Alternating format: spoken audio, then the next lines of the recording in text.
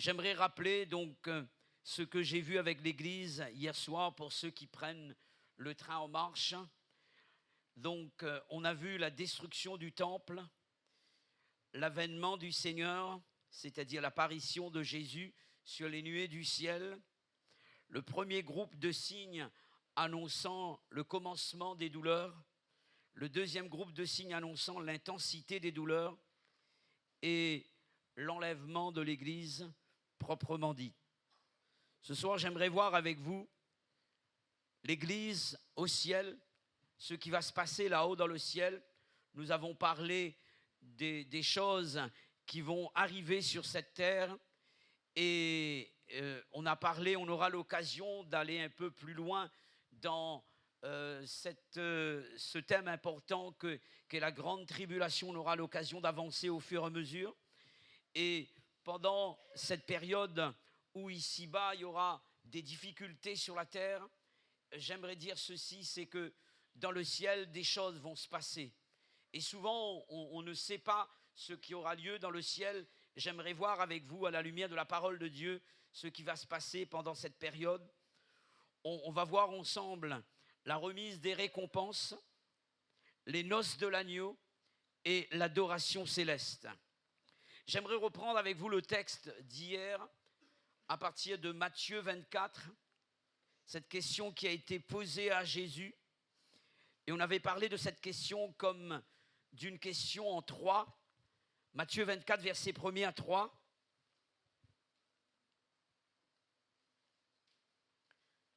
Comme Jésus s'en allait au sortir du temple, ses disciples s'approchèrent de lui, pour lui en faire remarquer les constructions. Mais il leur dit, voyez-vous tout cela? Je vous le dis en vérité, il ne restera pas ici pierre sur pierre qui ne soit renversée. Il s'assit sur la montagne des Oliviers et les disciples vinrent en particulier lui faire cette question. Dis-nous, quand cela arrivera-t-il? Quel sera le signe de ton avènement et de la fin du monde? Il est question de trois questions en une ici. Les disciples parlaient de la destruction du temple de Jérusalem, et je rappelle ce que j'avais vu hier avec vous. Ils parlaient également du signe de l'avènement du Seigneur Jésus, de ce second retour et de la première étape de ce second retour où Jésus va enlever l'Église et il va apparaître sur les nuées du ciel. Et ensuite, ils vont parler de la fin du monde, après que l'Église soit enlevée. Donc, il y a des choses qui vont se passer jusqu'à la fin du monde. Donc, cette question qui a été posée par les disciples, Jésus va placer les événements dans un ordre chronologique. Et nous avons vu quelques points hier. J'aimerais voir avec vous ce soir l'Église au ciel. L'Église au ciel.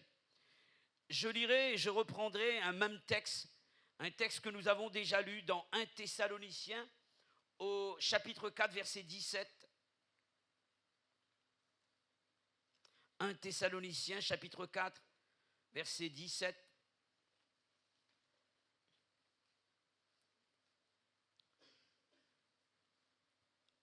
L'apôtre Paul dit ceci ensuite, nous les vivants qui serons restés, nous serons tous ensemble enlevés avec eux. Lorsqu'il est parlé d'eux ici, EUX, il est question de ceux qui sont morts en Christ. D'accord? Sur des nuées à la rencontre du Seigneur dans les airs, et ainsi nous serons toujours avec le Seigneur. Il est parlé de la place des chrétiens, la place de l'Église là-haut, dans le ciel, avec Jésus. Que va-t-il se passer dans le ciel? J'aimerais vous parler de la remise des récompenses. Dans le ciel, à chacun est attribué au tribunal de Christ une récompense selon l'œuvre qu'il a accomplie sur cette terre. Nos œuvres sont comptées Et chaque action que nous menons pour le Seigneur, chaque activité que nous faisons pour le Seigneur est comptée pour le ciel. Voici ce qui est écrit, on va lire ensemble dans 2 Corinthiens chapitre 5 verset 10.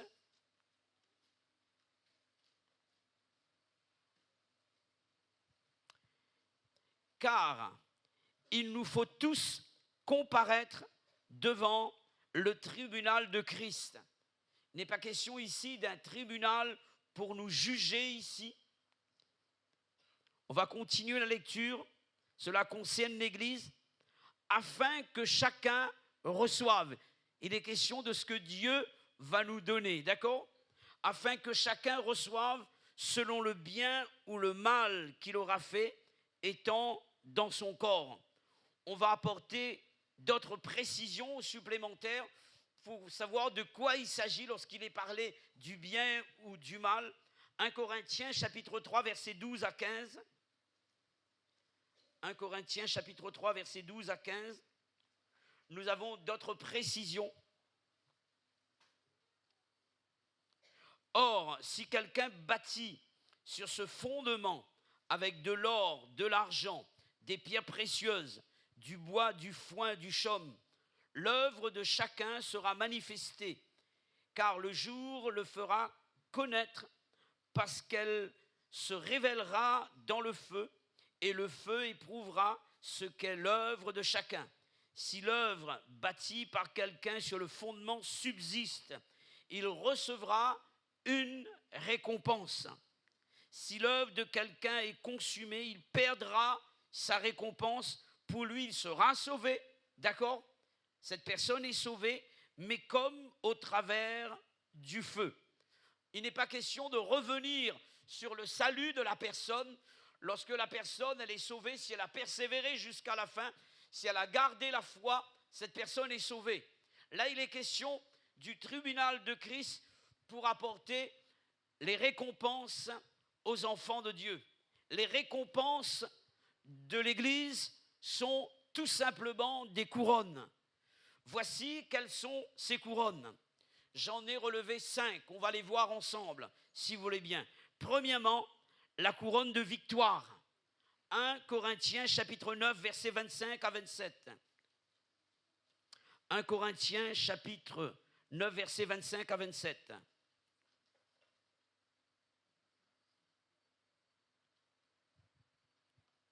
Tous ceux qui combattent s'imposent toute espèce d'abstinence et ils le font pour obtenir une couronne corruptible. Mais nous, faisons-le pour une couronne incorruptible. Moi donc, je cours non pas comme à l'aventure, je frappe non pas comme battant l'air, mais je traite durement mon corps et je le tiens assujetti, de peur d'être moi-même rejeté après avoir prêché aux autres. Lorsque l'apôtre Paul parle ici de combat, de frapper, on a envie de croire qu'il parle d'un combat contre l'adversaire qui est en face de lui. Mais il va parler d'un combat contre sa propre personne. Il est question de sa chair. Il est question de sa chair. Il va dire, je traite durement mon corps, ou bien ma chair, ma vieille nature, ou bien mon moi, d'accord? Et il est dit, je le tiens assujetti de peur d'être moi-même rejeté ou bien disqualifié après avoir prêché aux autres. Il est question de la couronne de victoire.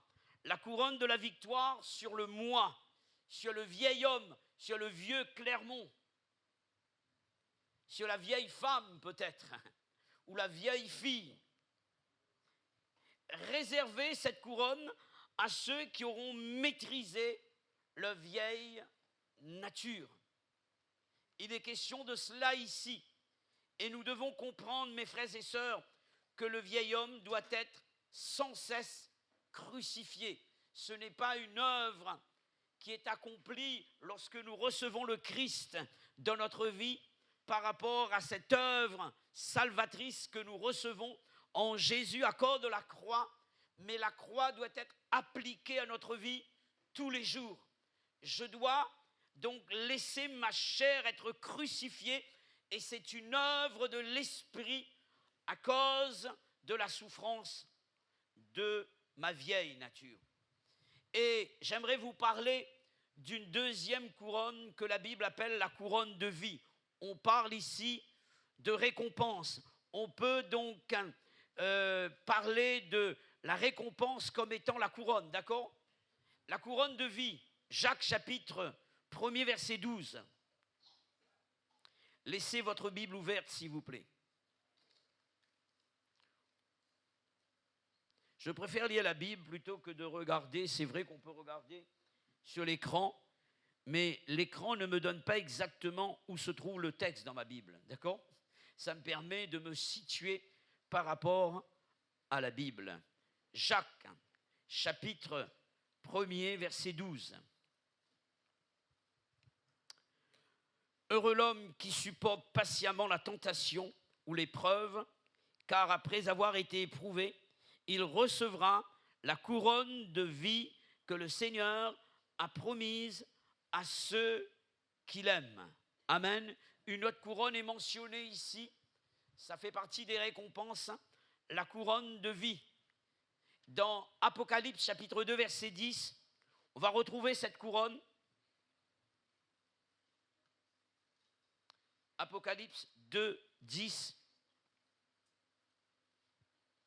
Ne crains pas ce que tu vas souffrir. Voici le diable jettera quelques-uns de vous en prison afin que vous soyez éprouvés et vous aurez une tribulation de 10 jours. Sois fidèle jusqu'à la mort, je te donnerai la couronne de vie. Vous avez remarqué que la couronne de vie est en rapport avec la souffrance ou l'épreuve, d'accord? En 2 fois, cette couronne de vie est mentionnée, que ce soit dans Jacques ou dans l'Apocalypse, et elle est en rapport avec la souffrance. Il est question de la couronne des martyrs. Souvent, lorsque nous avons lu dans Actes, chapitre 1er, verset 8, et vous devez connaître ce verset par cœur, vous recevrez une puissance, le Saint-Esprit. Lorsque l'article donné à l'Esprit de Dieu, il est dit le Saint-Esprit, cela veut dire qu'il n'y a pas son pareil. Il n'y a pas donc un autre esprit différent du Saint-Esprit nous permettant de vivre ce que Dieu a voulu que nous vivions. Donc, il est question le Saint-Esprit, l'unique Saint-Esprit, l'unique Dieu, car il n'y a qu'un seul Dieu. D'accord? C'est ce que cela veut dire. Vous recevrez une puissance ou bien de la puissance, le Saint-Esprit survenant sur vous, et vous serez mes témoins. Souvent, lorsqu'on parle de témoins, on pense qu'il est question d'un témoignage rendu par rapport à notre manière de vivre, ou bien par rapport à la prédication que nous allons apporter, ou bien donc le témoignage que nous allons rendre en parlant de Dieu. Mais dans l'original, le mot vous recevez une puissance, le Saint-Esprit survenant sur vous, et vous serez mes témoins. Le mot témoin signifie martyr, c'est-à-dire que nous sommes appelés à souffrir pour le Christ. Et lorsque Saul de Tarse rencontre Jésus, c'est la première parole que Dieu va laisser à cet homme: je te montrerai les choses que tu dois souffrir pour mon nom. Cela veut dire que le chrétien est appelé à souffrir. Ici, il est question de la couronne des martyrs. Il y a de ceux qui vont souffrir plus que d'autres. C'est pourquoi, j'en ai parlé récemment, j'ai parlé, je crois, dimanche dernier, de l'autre dimanche, non pas ce dimanche-là, de ces chrétiens qui parlaient de la souffrance comme d'une grâce de Dieu. Seigneur, tu nous as fait grâce de souffrir pour toi. Parce que après la souffrance, il y a la couronne de vie. Il y a la récompense. Là, il est question de la couronne des martyrs. J'aimerais vous parler d'une troisième couronne, la couronne de gloire. 1 Pierre, chapitre 5, versets 2 à 4.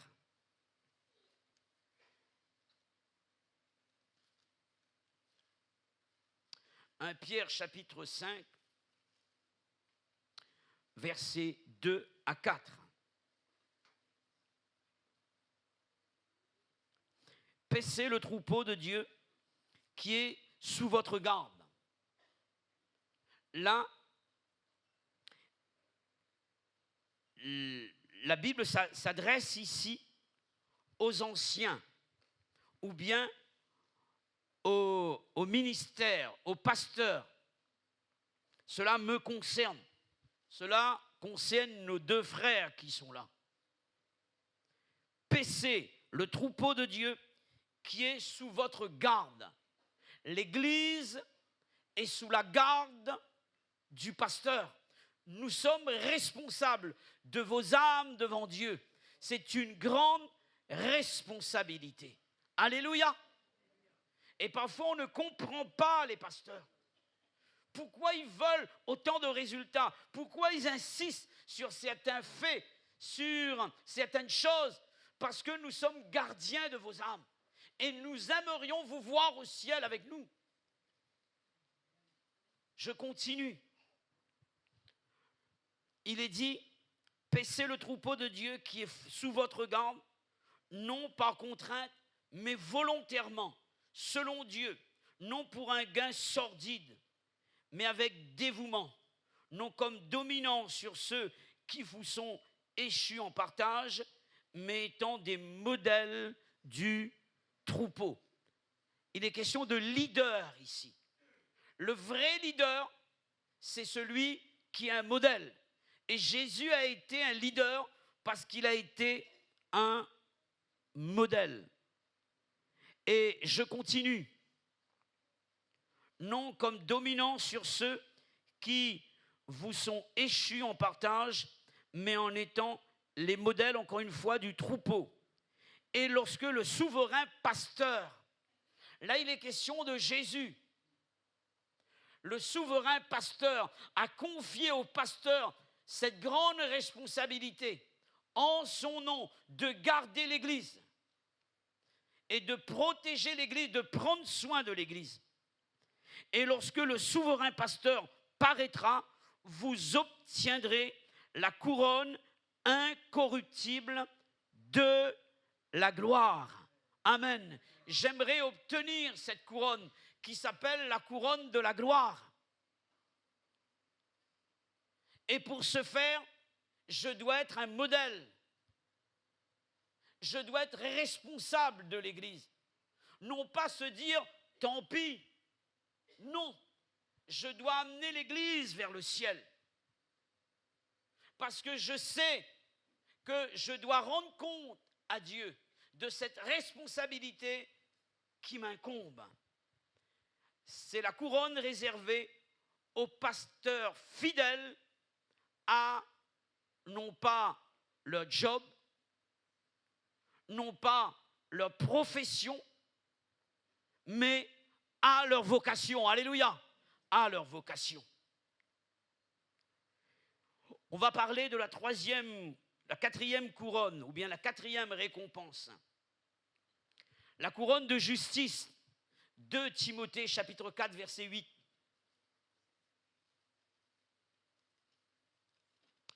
2 Timothée chapitre 4, verset 8.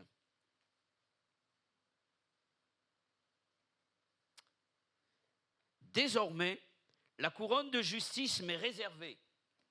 Le Seigneur, le juste juge, me la donnera dans ce jour-là, non seulement à moi, mais encore à tous ceux qui ont aimé son avènement. Amen. C'est la couronne qui est réservée à tous ceux qui auront aimé l'avènement du Seigneur en persévérant jusqu'au bout. Cela veut dire que cette couronne n'est pas seulement réservée à des élites, mais à tous les chrétiens. Amen. Parce que tous les chrétiens doivent persévérer jusqu'au bout pour être sauvés. D'accord? Et ici, les questions de la persévérance. L'apôtre Paul dira ceci concernant cette persévérance, verset 7. J'ai combattu le bon combat, j'ai achevé la course, j'ai gardé la foi. Et désormais, cette couronne de justice m'est réservé. Amen. La dernière couronne, la couronne de joie. Amen. La couronne de joie. Et dans ce texte, il est parlé également de cette couronne comme d'une couronne de gloire également. 1 Thessaloniciens, certains ne vont pas recevoir cette couronne de joie. Parce que ce sont des personnes qui ont été tristes toute leur vie. J'aimerais la recevoir, cette couronne. 1 Thessaloniciens, chapitre 2, versets 19 à 20. 1 Thessaloniciens, chapitre 2, versets 19 à 20.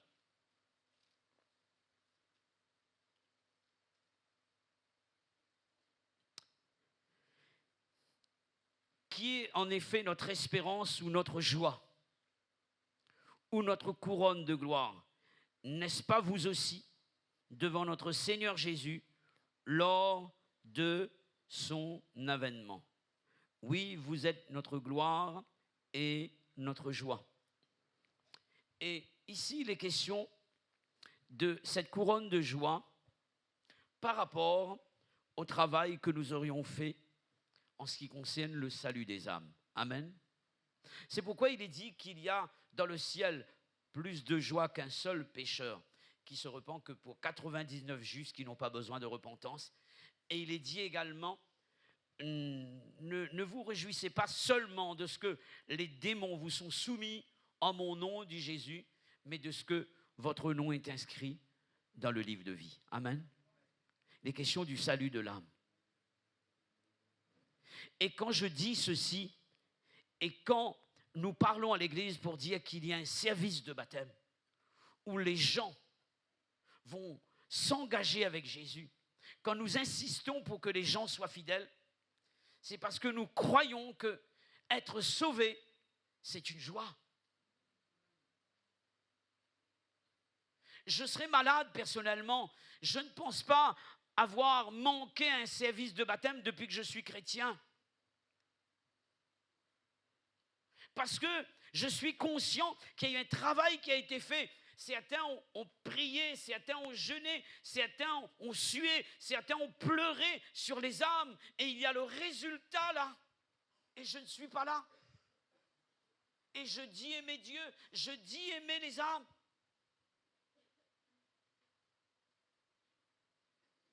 Je dois me réjouir, venir me réjouir avec les personnes qui s'engagent par les eaux du baptême. Alléluia. Il est question ici de la couronne du gagneur d'âme. Amen. Que Dieu nous aide à comprendre ces choses. Le jugement de Dieu ne pourrait remettre en question notre salut.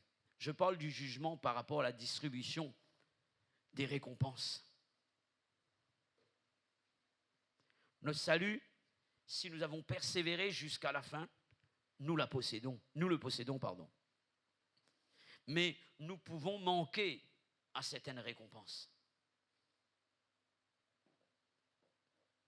Que pourrons-nous dire de l'attente de l'Église?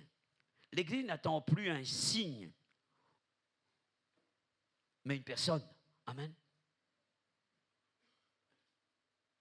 Nous n'attendons pas la fin du monde, la fin des temps, mais nous attendons quelqu'un. Amen. Nous attendons Jésus. Alléluia. Nous n'attendons pas l'Antéchrist, ni la grande tribulation, parce que cela ne nous concerne pas. C'est pourquoi le livre de l'Apocalypse, le livre de Daniel, tout ce que Dieu donne comme image dans son livre ne doit pas me faire peur.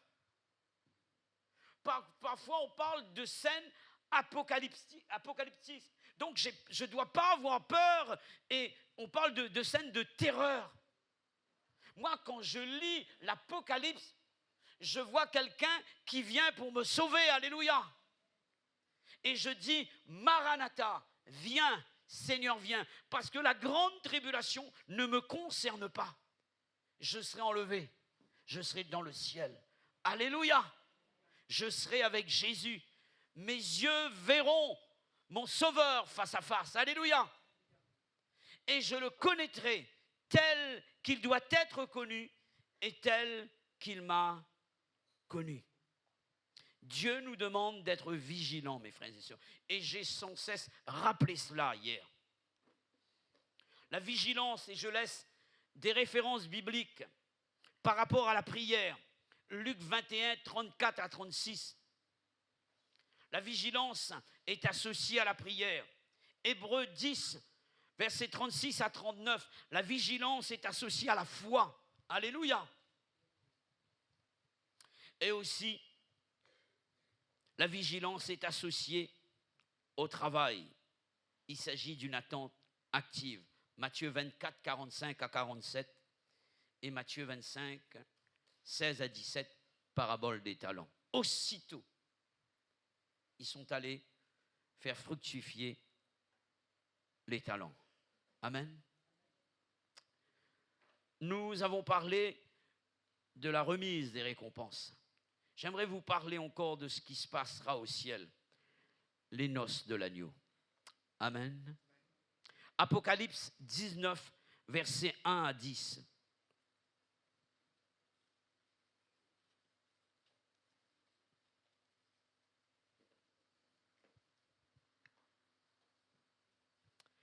Après cela, j'entendis dans le ciel comme une voix forte d'une foule nombreuse qui disait « Alléluia, le salut, la gloire et la puissance sont à notre Dieu. Parce que ses jugements sont véritables et justes, car il a jugé la grande prostituée qui corrompait la terre par son impudicité ou sa débauche. Et il a vengé le sang de ses serviteurs en le redemandant de sa main. Et ils dirent une seconde fois, Alléluia, et sa fumée monte au siècle des siècles. Et les 24 vieillards et les 4 êtres vivants se prosternèrent et adorèrent Dieu assis sur le trône en disant, Amen, Alléluia. Et une voix sortit du trône, disant, Louez notre Dieu, vous tous ses serviteurs, vous qui le craignez, petits et grands. Et j'entendis comme une voix d'une foule nombreuse, comme un bruit de grosses eaux, comme un bruit de tonnerre, disant Alléluia. Vous avez remarqué que dans le ciel, il y a du bruit. Si vous n'êtes pas habitué au bruit, vous serez mal à l'aise dans le ciel. Il y a du bon bruit, il y a des bruits qui sont des bons bruits. Parfois on dit, les musiciens ils font des ordres. Non, ils font du bruit. Différence entre le bruit et le désordre. Le désordre, c'est lorsqu'il n'y a plus d'ordre. Nous, en tant que créoles, on confond, parfois on dit, Maman, il fait des ordres. Non, ils font du bruit. Il y a des bruits qui sont des bruits qui correspondent à la gloire de Dieu. Chanter, faire retentir ces instruments. La Bible parle de cymbales retentissantes, des trompettes qui retentissent. Le bruit de la trompette, le bruit de grandes eaux, de grosses eaux. Il vint du ciel un bruit. Amen. C'est ce que la Bible dit dans Acte 2. Le ciel, le bruit venait du ciel. Il vint du ciel un bruit. Et dans le ciel, il y aura du bruit. Alléluia. Et c'est pourquoi j'aime chanter à haute voix et de tout mon cœur, à plein gosier même. Alléluia. Je m'entraîne pour le ciel. Alléluia. Je m'entraîne pour le ciel. Et ici, il est parlé de bruit, d'accord? Je ferme la parenthèse. Verset 6, comme un bruit de fort tonnerre, disant Alléluia, car le Seigneur notre Dieu Tout-Puissant est entré dans son règne.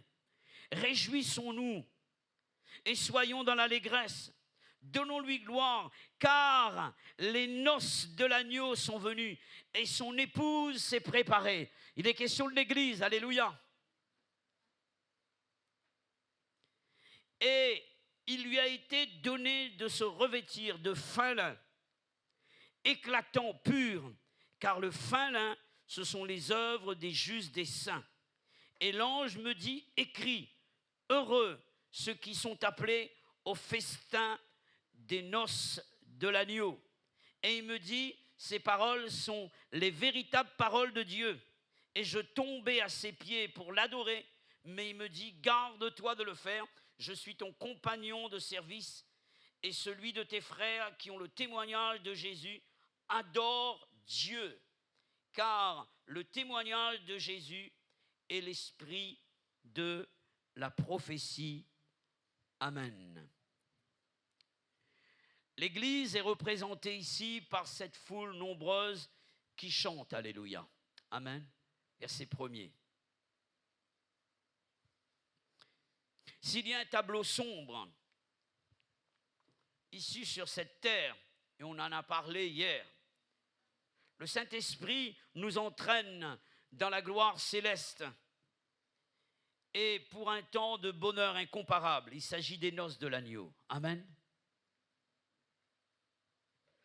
Vous avez déjà assisté à un mariage où la joie n'existe pas, où il y a une tristesse, où la mariée a une mine comme cela et le marié est triste à mourir et les invités sont là. Dans le ciel, il y aura de la joie parce qu'il y aura un mariage qui sera célébré. Je parlerai de la finalité, de l'aboutissement du plan de Dieu. Alléluia. Dieu a voulu donner une épouse à son fils. Je me rappelle, et je ne citerai pas de nom, d'un vieux pasteur qui avait son fils qui avait un certain âge et qui n'était pas encore marié. C'était son grand souci. Quand est-ce que mon fils va se marier? Et lorsque son fils a trouvé chaussure à son pied, ça a été une joie dans le cœur de ce vieux pasteur. Et je me rappelle encore de ce jour, comme si c'était hier. C'est comme si c'était lui qui s'était marié. Lorsque on a des enfants et on voit que nos enfants sont heureux, ils ont réussi. C'est un peu notre réussite génétiquement parlant, n'est-ce pas? Et souvent, c'est comme cela. Lorsque un père de famille il a voulu être un grand footballeur, il n'a pas réussi, son fils a réussi. C'est comme si c'est lui qui était le grand footballeur. Et ça doit être pareil dans le cœur de Dieu. Lorsqu'il voit donc l'Église et son fils, il est question de Jésus, l'époux, avec son épouse. Le Père doit être heureux là-haut dans le ciel. Alléluia. Le ciel est en fête. Alléluia. Le ciel est en fête. Dans Éphésiens, chapitre 5, et souvent, nous nous sommes servis de ces versets pour parler du mariage ici-bas entre un homme et une femme. Mais ça va plus loin que cela. On va lire ensemble dans Éphésiens, chapitre 5, versets 25 à 27.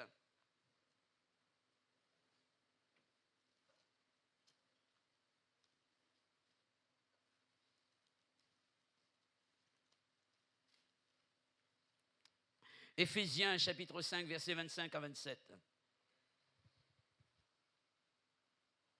Marie, aimez vos femmes, comme Christ a aimé l'Église, et s'est livré lui-même pour elle. Dans quel but? Afin de la sanctifier par la parole, après l'avoir purifiée par le baptême d'eau. Afin, je parlais de la finalité et l'aboutissement du plan de Dieu, afin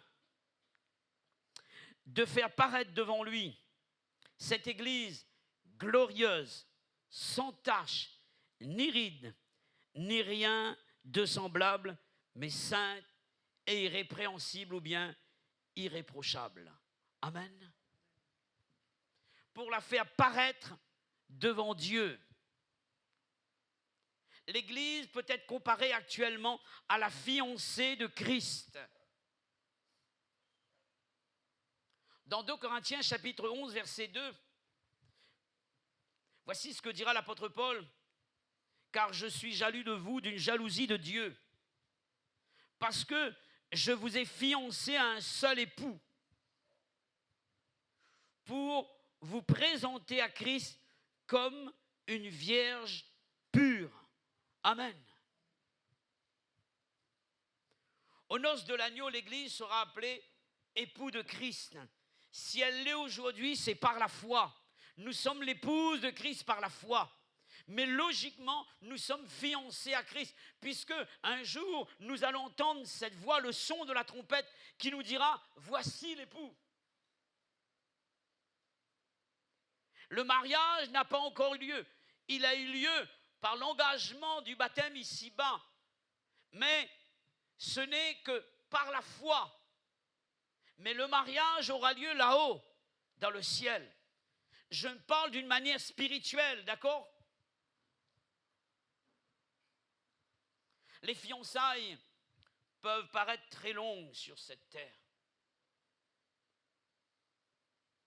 Mais quand on aime, on ne compte pas.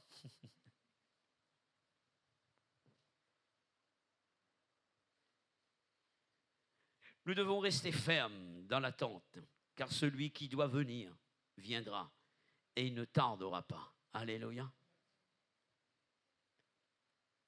Les noces de l'agneau avaient été annoncées par Jésus même dans Matthieu 22, verset 2. Le royaume des cieux est semblable à un roi qui fit des noces pour son fils. Il parlait de cela. L'Église représente non seulement les conviés, mais aussi l'épouse. L'Église, comme nous l'avons lu dans l'Apocalypse 19, sera revêtue de fin lin, éclatant, pur.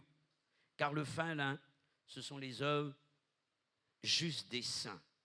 C'est ce que dira Jean dans l'Apocalypse. Littéralement, les justifications des saints. Apocalypse 19, versets 7 à 8. On l'a lu tout à l'heure. J'aimerais dire avec vous quand même, pour vous montrer le contraste qu'il y a entre l'Église revêtue de fin lin, pureté, sainteté, et cette autre épouse, entre guillemets, qui n'est pas la véritable. Apocalypse 17, versets 3 à 4.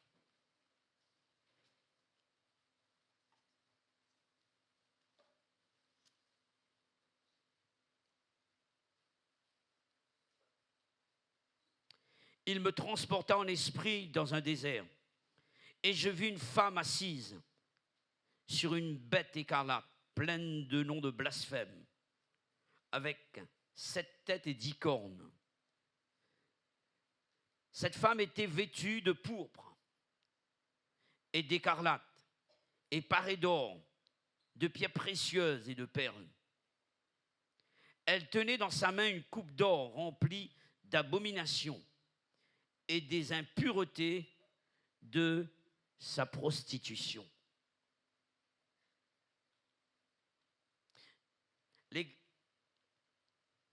Christ s'est marié à une seule épouse, c'est l'Église, d'accord? Et l'apôtre Paul le dira. Mais il y a, ici, il est parlé d'une autre épouse ici, qui n'a rien à voir avec l'Église. Et il y a un contraste entre la robe pourpre, écarlate, parée d'or, de pierres précieuses, de perles, de la femme prostituée ici. Vous avez remarqué que la femme prostituée, elle est bien mise pour attirer.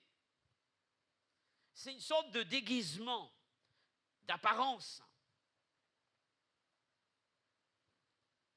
Et derrière, il y a la mort et il y a le péché.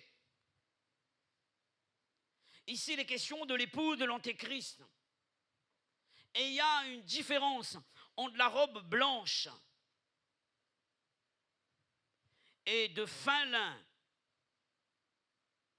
qui est l'épouse de l'agneau. Amen. La prostitution ici, dans ce texte, symbolise l'idolâtrie, l'apostasie religieuse.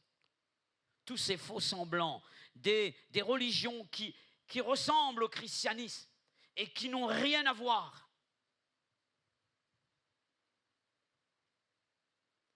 c'est l'épouse de l'Antéchrist. Et l'Antéchrist va imiter le Christ lui-même. Et quelqu'un dira que le diable est le singe de Dieu. C'est pourquoi il est parlé de faux Christ, il est parlé de faux prophètes. On aura l'occasion de parler de toutes ces choses-là. Ici, dans le texte, il est parlé de Babylone spirituellement parlant. Il faut savoir que toute fausse religion prend sa source de Babel, qui est dérivé du mot Babylone également. Babylone dérivé de Babel, Genèse 11, confusion. Confusion. Babylone représente le royaume politique, économique, religieux de l'Antéchrist, selon Apocalypse 14, verset 8. L'Église doit se distinguer, alléluia. L'Église doit se mettre à part. L'Église doit être sainte. Même s'il y a une apparence de piété chez cette femme prostituée, qui est la femme de l'Antéchrist, nous devons avoir du discernement afin que nous ne puissions pas nous associer à cette fausse épouse qui n'est pas l'épouse de Christ. Il n'y a qu'une seule épouse, c'est l'Église, et la véritable, l'Église qui va se sanctifier et se purifier pour monter au ciel. Alléluia. Toute l'Église participe aux noces de l'agneau. Les croyants de l'ancienne alliance. Dans Matthieu 17, on va passer la lecture du verset 1 à 4. Lorsque Jésus monte sur la montagne de transfiguration, la Bible parle de Pierre, de Jacques et de Jean. Ils ont vu deux personnes qui étaient vivantes. D'après vous, c'était qui? Moïse et Élie. Les croyants de l'Ancien Testament. Pour dire que ces personnes-là font partie de l'Église. Les croyants de la Nouvelle Alliance, morts en Christ, et ceux qui ont été enlevés, et aussi les croyants de l'Ancien Testament. Alléluia. Les noces de l'agneau se passent dans le ciel avant le retour en gloire de Jésus. Dieu est le Dieu de l'alliance, mes frères et sœurs. Au début de la Bible, Dieu a scellé le mariage d'Adam et d'Ève sur la terre. Tout cela a été prévu pour un mariage qui devait se faire non plus sur la terre, mais dans le ciel. Alléluia. À la fin, Dieu scelle les noces de l'agneau. Les noces de l'agneau avec l'Église. Alléluia. Et de l'Église dans le ciel. Voilà comment se terminent les choses. Elles commencent par un mariage et elles se terminent par un mariage. Alléluia. Que Dieu soit béni. Que Dieu soit béni. C'est pourquoi, quand je vois Dieu dans sa parole, je ne vois pas Dieu comme un Dieu triste. Dieu est un Dieu de joie. Dieu est un Dieu de fête. Alléluia. C'est pourquoi j'aime me réjouir avec le peuple de Dieu. J'aime chanter, j'aime louer Dieu. Et je réalise que mon Dieu à moi est un Dieu de joie. Alléluia. La fête de l'Évangile. C'est une fête, l'Évangile. Les noces de l'agneau. Après les noces de l'agneau, il y aura la relation d'amour entre l'épouse et l'époux. C'est tout à fait normal. Hein? Cette relation, nous l'appellerons l'adoration céleste. Amen. Ou bien, excusez-moi l'expression, je dois m'exprimer de cette manière, le mariage consommé dans le ciel, l'adoration de Dieu. Il y a des mariages qui ne sont pas consommés ici-bas. Mais nous devons consommer le mariage avec Dieu. Il est question de l'adoration, d'aimer Dieu. Alléluia. D'aimer Dieu. Nous avons été créés, mes frères et sœurs, pour aimer. Alléluia. Dieu est amour. Et Dieu nous a donné un cœur. Je ne parle pas de cette pompe, de cet organe. Je parle des sentiments, des émotions. Et ça fait partie de l'être humain. Parfois, on voudrait annihiler nos sentiments. Jésus était ému de compassion. Jésus ressentait les choses. Il pleurait, il était sensible. Et Dieu nous appelle à être sensibles à son esprit, à sa parole, à sa personne. La communion avec Dieu, l'adoration de Dieu. Et cela commence ici-bas.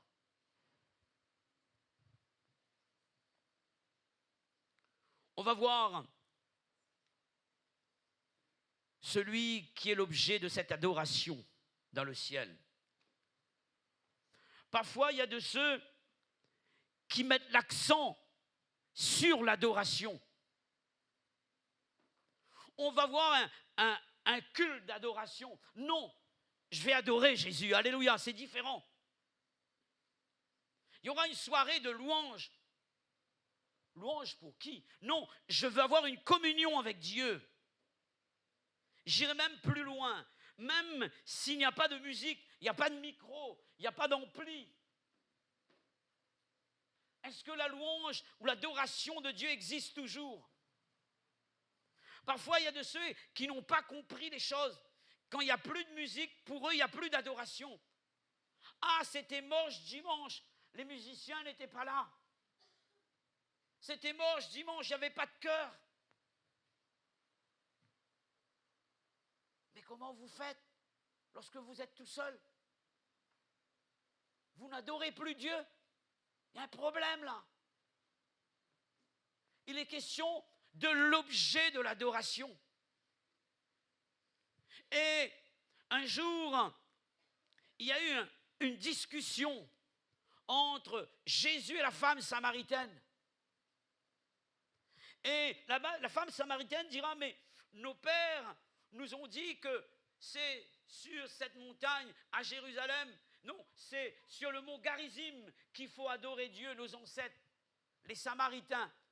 Et vous, les Israélites, vous dites que c'est à Jérusalem qu'il faut adorer Dieu. En fait, ils cherchaient un lieu d'adoration. Parfois, on cherche un lieu d'adoration. C'est dans la salle le dimanche matin, lorsque la musique est au complet. Jésus va détourner le regard de cette femme vers le lieu d'adoration, mais il va parler de l'objet de l'adoration. Alléluia! Il faut que ceux qui l'adorent adorent Dieu en esprit et en vérité. Il n'est pas question du lieu, il n'est pas question d'un lieu de pèlerinage, il n'est pas question d'un support, mais il est question de Jésus. Alléluia! Et dans le ciel, c'est lui qui est l'objet de l'adoration. Et que lui, et que lui. Apocalypse chapitre 4, versets 1 à 11. On va lire si vous voulez bien. Vous avez un peu de temps encore là?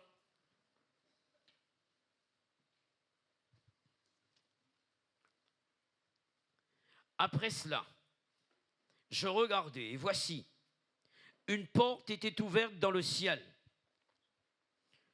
La première voix que j'avais entendue, comme le son d'une trompette et qui me parlait, dit, monte ici, je te ferai voir ce qui doit arriver dans la suite. Aussitôt, je fus ravi en esprit, et voici, il y avait un trône dans le ciel. Et sur ce trône, quelqu'un était assis. Amen. Celui qui était assis avait l'aspect d'une pierre de jaspe et de sardoine, et le trône était environné d'un arc-en-ciel semblable à de l'émeraude. Autour du trône, je vis 24 trônes, et sur ces trônes, 24 vieillards assis, revêtus de vêtements blancs. Vous vous rappelez de ce vêtement blanc et de fin lin? Vous vous rappelez? On vient de parler de cela, d'accord? Et sur leur tête, des couronnes d'or.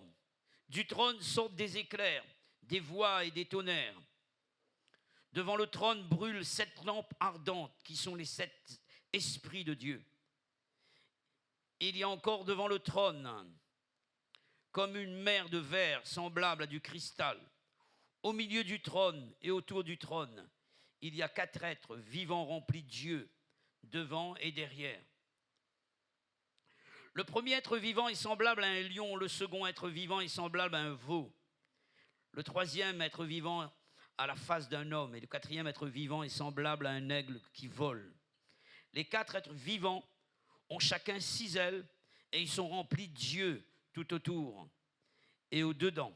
Ils ne cessent de dire jour et nuit, Saint, Saint, Saint est le Seigneur, Dieu, le Tout-Puissant qui était, qui est et qui vient.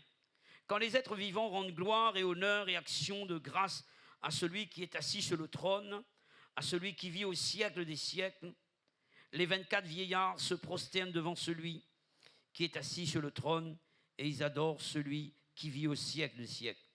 Ils jettent leur couronne devant le trône en disant « Tu es digne, notre Seigneur, notre Dieu, de recevoir la gloire et l'honneur et la puissance, car tu as créé toutes choses et c'est par la volonté qu'elles existent et qu'elles ont été créées. » Amen.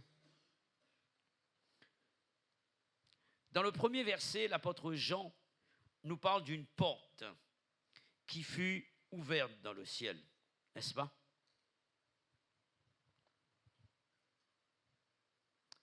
Et j'aimerais dire ceci, c'est que si nous ouvrons la porte qui est au-dedans de nous, c'est-à-dire la porte de notre cœur, selon Apocalypse chapitre 3 verset 20, il est dit que Jésus se tient à la porte, il frappe. Si quelqu'un ouvre cette porte, si nous ouvrons cette porte qui est notre cœur à Dieu, Dieu ouvrira une porte devant nous pour le servir, comme pour l'église de Philadelphie. Philadelphie, c'est à Paris. C'est ce qui est écrit dans Apocalypse chapitre 3, verset 8. Dieu ouvre une porte devant nous pour le servir. Lorsque nous ouvrons la porte de notre cœur, Dieu ouvre une porte devant nous pour le servir, ici-bas. Et un jour s'ouvrira la porte au-dessus de nous. Amen. Cette porte va s'ouvrir. Qu'est-ce que cette porte ouverte a permis à Jean de voir dans le ciel? Un trône. Amen. Verset 2. Je viens trône. À partir de ce trône, nous allons considérer 5 endroits bien précis qui vont nous permettre déjà sur la terre et dès à présent d'avoir une fenêtre ouverte sur ce qui va se passer très bientôt dans le ciel. J'aimerais voir avec vous tout ce qui se passe. Et à partir de ce mot, le mot trône, j'aimerais vous parler premièrement de cet endroit sur le trône. Qu'est-ce qui se passe? La Bible parle également de choses qui vont se passer autour du trône. D'accord? Et il est parlé des choses qui vont se passer du trône, à partir du trône même, sur le trône, autour du trône, à partir du trône, devant le trône et au milieu du trône. Nous allons les considérer ensemble. Sur le trône, Jean parle d'une personne qu'il a vue sur le trône. Mais vous avez remarqué qu'il ne va pas la nommer, cette personne. Voici les mots qu'il utilise pour présenter cette personne. Il dira, chapitre 4, versets 2 à 3, il va dire « j'ai vu quelqu'un ». Et puis, il va dire « celui ». Quelqu'un. L'occupant de ce trône n'est pas décrit car cette personne, c'est Dieu. Comment peut-on décrire Dieu? Dieu ne peut pas être décrit. Il n'y a rien qui nous permet de décrire Dieu. Jean le compare à des pierres précieuses, pierres de jasme, de sardoine. Il fait part ici de ce qu'il voit de Dieu. Il va parler de la pureté absolue de Dieu, de sa beauté, de sa lumière éclatante, de sa gloire. Le trône de Dieu est environné d'arc-en-ciel. L'arc-en-ciel est le signe de la colère de Dieu qui s'est apaisée après le déluge du temps de Noé. Vous vous rappelez de cela? Il y a eu un signe dans le ciel pour dire que Dieu ne va plus détruire la terre par l'eau.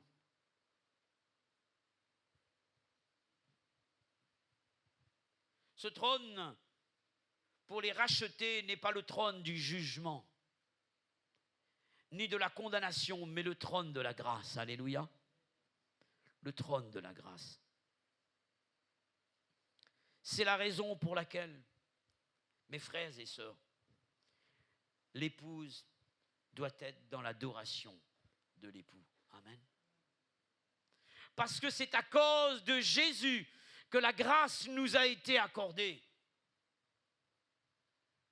Et il n'y a plus de condamnation pour ceux qui sont en Jésus-Christ. Amen. Vous comprenez pourquoi Jésus doit être adoré? J'aimerais voir avec vous ce qui se passe autour du trône. Verset 4. Apocalypse 4:4. Autour du trône, je vis 24 trônes, et sur ces trônes, 24 vieillards assis, revêtus de vêtements blancs, et sur leur tête des couronnes d'or. Qui sont ces 24 vieillards, ou certaines versions disent 24 anciens? Le fait qu'ils règnent avec Christ vêtus de vêtements blancs, et nous l'avons rappelé dans Apocalypse 19, versets 7 à 8, il s'agit de l'Église revêtue de fin lin, de vêtements blancs. Alors quelqu'un me dira, mais pourquoi il est question de 24 vieillards? Il s'agit des rachetés de l'Ancien Testament et du Nouveau Testament. L'Église dans son ensemble, déjà au ciel, symbolisée par le chiffre 12 pour l'Ancien Testament, l'image des 12 tribus d'Israël. Et pour le Nouveau Testament, les 12 apôtres. Et la Bible parle de l'Église qui est bâtie sur l'enseignement des apôtres. Alléluia. L'Église dans son ensemble, ceux sauvés de l'Ancien Testament et ceux du Nouveau Testament qui sont sauvés. Les êtres vivants dont parle Jean sont des séraphins ou des chérubins, catégorie d'anges qui sont apparus à Ésaïe, vous vous rappelez, donc, pour parler, et même à Ézéchiel, pour parler de la sainteté de Dieu. La puissance, la sainteté de Dieu. La ressemblance qu'avaient ces anges avec ces 4 animaux fait allusion aux 4 évangiles. La face du lion, Matthieu qui représente Jésus comme étant le roi. La face du veau, Marc qui représente Jésus comme étant le serviteur. La face de l'homme, Luc qui représente Jésus comme étant le Fils de l'homme. Et la face de l'aigle, Jean qui présente Jésus comme étant le Fils de Dieu. Ici, il est question des 4 évangiles, de la parole de Dieu. Mes frères et sœurs, à cause de la parole qui nous a révélé le Christ et qui, en Jésus-Christ, nous a révélé le Père, nous devons bénir Dieu, alléluia, et adorer le Christ, qui est la parole faite chair.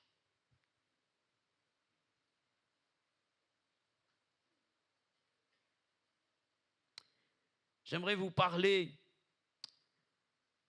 de ce qui s'est passé donc à partir du trône même. Verset 5a, du trône sortent des éclairs, des voix et des coups de tonnerre.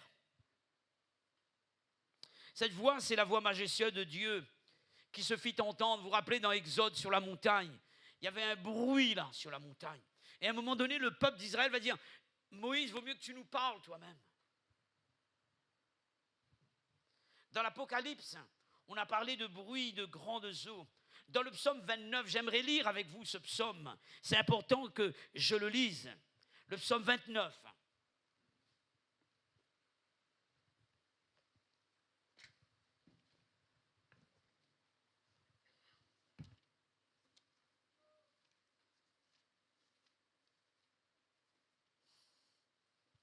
Très rapidement, psaume de David, fils de Dieu, rendez à l'Éternel gloire et honneur. Rendez à l'Éternel gloire pour son nom. Prosternez-vous devant l'Éternel avec des ornements sacrés. La voix de l'Éternel retentit sur les eaux. Le Dieu de gloire fait gronder le tonnerre. L'Éternel est sur les grandes eaux. La voix de l'Éternel est puissante. La voix de l'Éternel est majestueuse. La voix de l'Éternel brise les cèdres.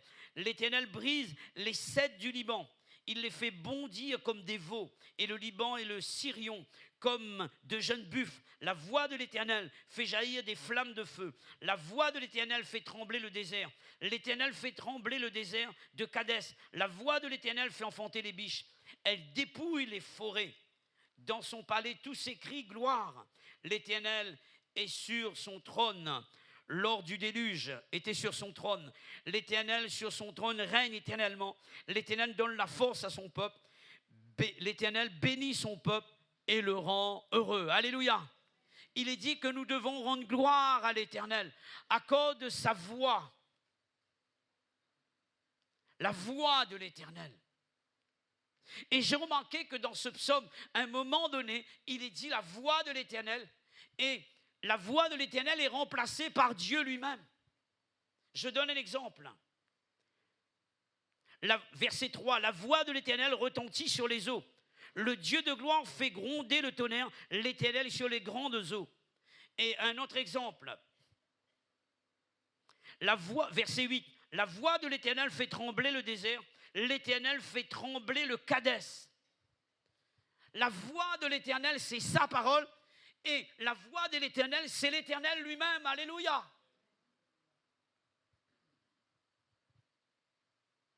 Et il est question ici de la voix de Dieu. Amen. Une voix puissante, une voix majestueuse. C'est la raison pour laquelle je dois donner gloire à Dieu. Alléluia. C'est une parole puissante que nous avons. Permettez-moi de vous laisser encore un avant-dernier endroit devant le trône. Apocalypse chapitre 4, verset 5.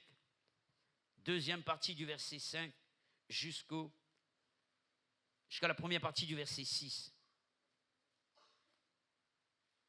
Devant le trône brûlent 7 lampes ardentes qui sont les 7 esprits de Dieu.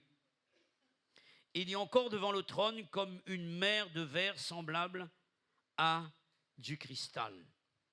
Devant le trône.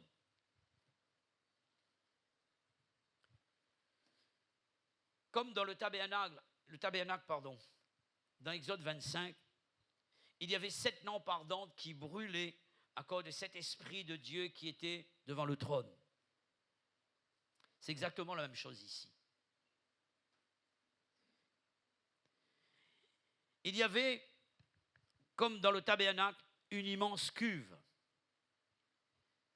comme une mer de verre, semblable à du cristal. C'était la cuve que les sacrificateurs utilisaient pour l'ablution. Exode 30, versets 17 à 20. La mer de verre nous parle d'un service dans le calme. Plus d'agitation là-haut dans le ciel. Amen. Loin des bruits de la terre. Plus d'ennemis à combattre. Alléluia. Plus d'impôts à payer. Alléluia. plus de soucis, plus de pleurs. Un service dans le calme, dans la paix. Alléluia. Le cristal nous parle d'un service transparent, parfait. Nous servons d'une manière imparfaite ici-bas. Le service sera un service sanctifié, totalement pur. Les 7 esprits, c'est un service accompagné de toute la plénitude du Saint-Esprit. Amen. Le service pour Dieu, mes frères et sœurs, est une forme d'adoration. Amen. Quand je sers Dieu, en fait, je l'adore.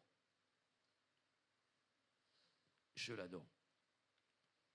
Je vais terminer au milieu du trône.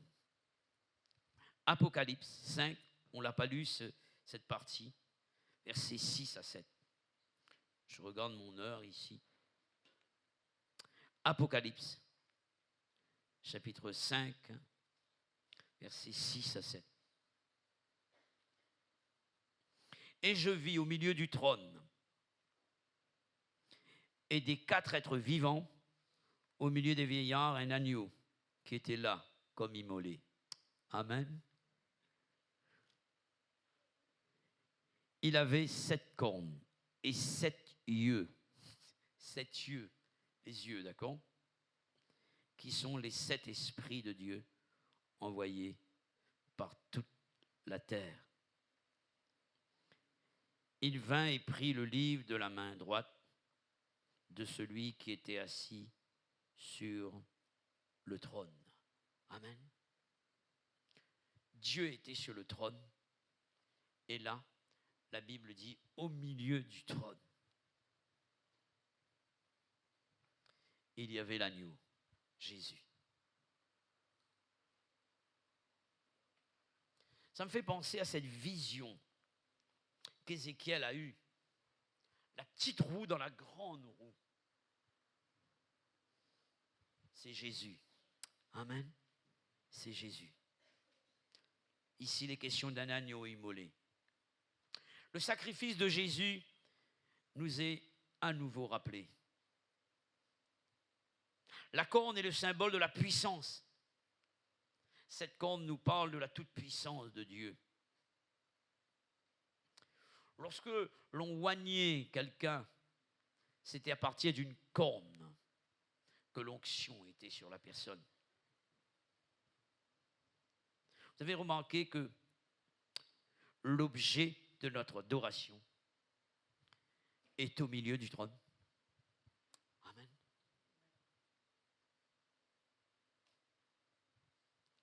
Jésus,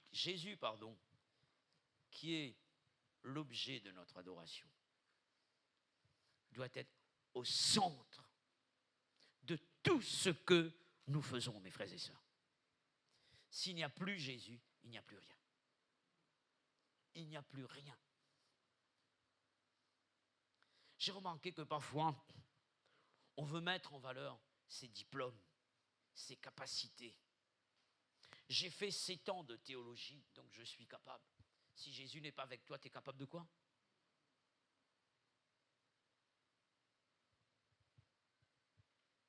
J'ai fait des grandes études bibliques. Si Jésus n'est pas avec toi, tu es capable de quoi?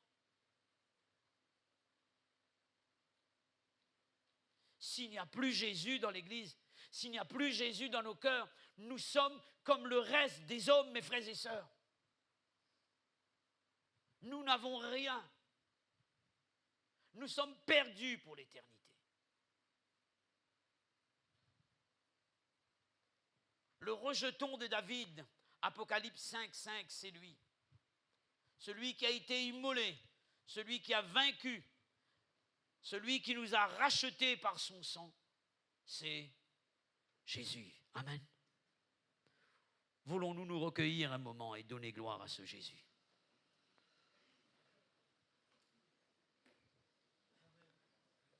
Seigneur, merci pour ta parole. Merci de nous révéler le ciel alors que nous n'y sommes pas encore. Tu as permis qu'une porte soit ouverte par l'intermédiaire de Jean, qui a eu cette révélation. Pourquoi a-t-il eu cette révélation? Parce que cet homme était tout près du cœur de Jésus. Et les choses cachées nous sont révélées si seulement nous sommes tout près du cœur de Jésus. Révèle-nous des choses cachées et montre-nous, Seigneur, qui tu es et ce que tu attends de nous en retour. Donne-nous, Seigneur, à te placer au centre de notre vie, au centre de nos réunions, au centre de notre famille, au centre de notre entreprise. Seigneur Jésus, viens régner au milieu de l'Église et donne-nous à te contempler dans toute ta gloire, dans toute ta beauté. Tu es la beauté suprême. Tu es tout pour nous, Jésus. Seigneur, nous voulons t'adorer pour le ciel qui est une réalité, les récompenses qui nous attendent là-haut. Oui, Seigneur, ce banquet final qu'est la noce de l'agneau et l'adoration céleste qui est notre lot et notre part. Donne-nous dès ici-bas à vivre par le Saint-Esprit cet avant-goût du ciel. Je prie pour qu'il en soit ainsi. Au nom de Jésus-Christ. Merci, Seigneur. Alléluia. Oh, gloire au Seigneur. Que